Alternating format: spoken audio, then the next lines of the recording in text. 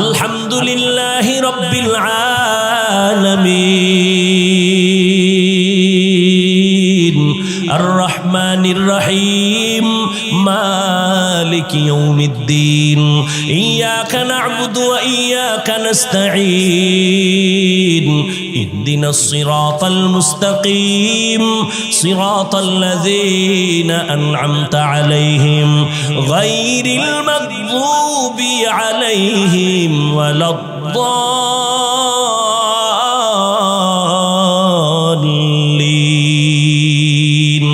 হাটহাজারীর হুজুর বসে আছেন অফিসে। হাটহাজারী সরকার ডাক দিয়া কয়, এই মন্ত্রী দৌড় দে, হাটহাজারীর সাথে বেয়াদবি হবে না, হুজুরের দোয়া নিয়ে কাজ আছে তাড়াতাড়ি। মন্ত্রী মহোদয় এমন একটা দৌড় দিছেন, হাটহাজারী হুজুরে তো সোফার মধ্যে বসা।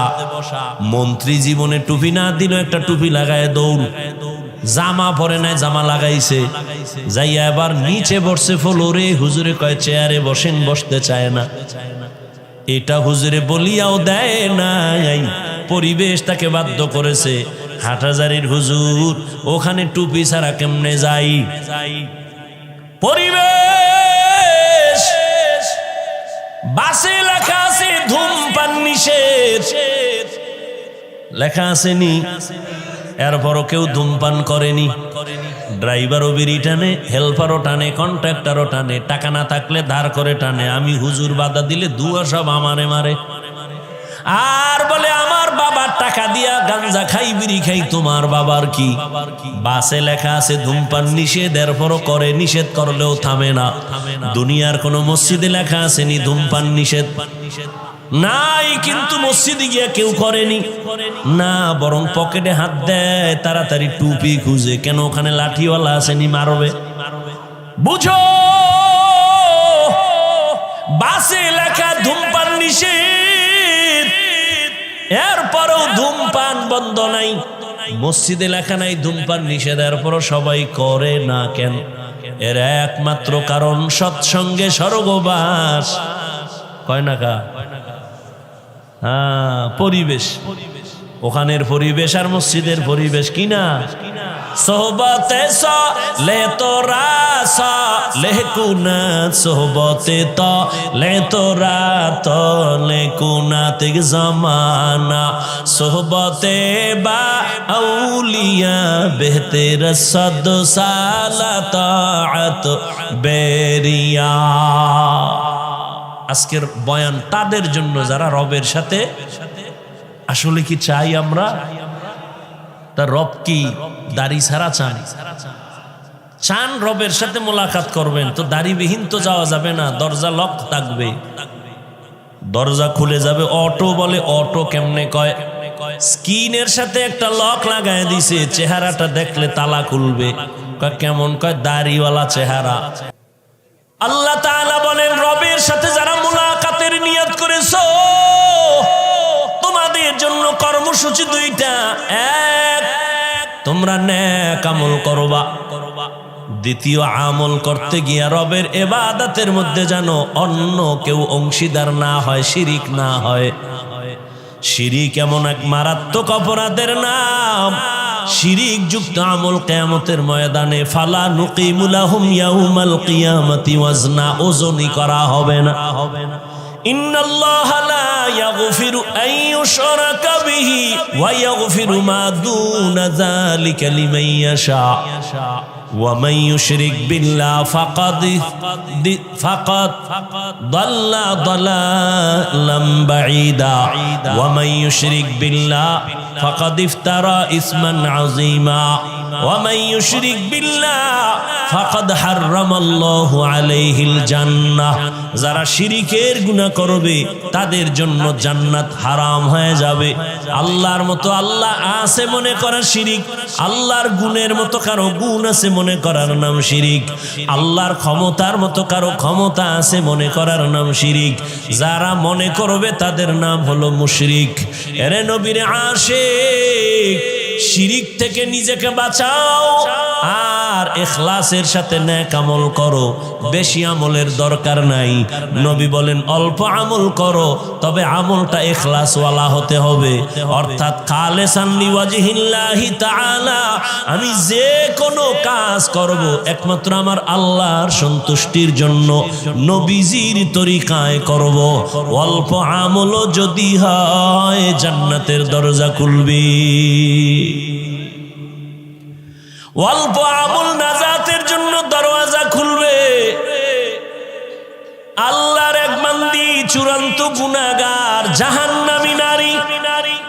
ও নগর কান্দা এলাকার পর্দার আড়ালের মা বোনেরা, কান লাগায় শুনেন রে মা বোন, এই দুনিয়ায় তো আপনার মতো দামি আর কোনো মা হতেই পারে না। আপনারা তো নবীদের মায়ের মতো মা, সাহাবায়ে কেরামদের মায়ের মতো দামি মা। আপনারা তো খাদিজা রাদিয়াল্লাহু আনহার মতো নারী, ফাতেমা রাদিয়াল্লাহু আনহার মতো দামি নারী, খাদিজা রাদিয়াল্লাহু আনহা, আয়েশা রাদিয়াল্লাহু আনহার মতো দামি নারী, ইসমাইল নবীর মা হাজেরা আলাইহা সালামের মতো দামি নারী। আপনারা তো ঈসা নবীর মা মারিয়াম আলাইহা সালামের মতো দামি নারী।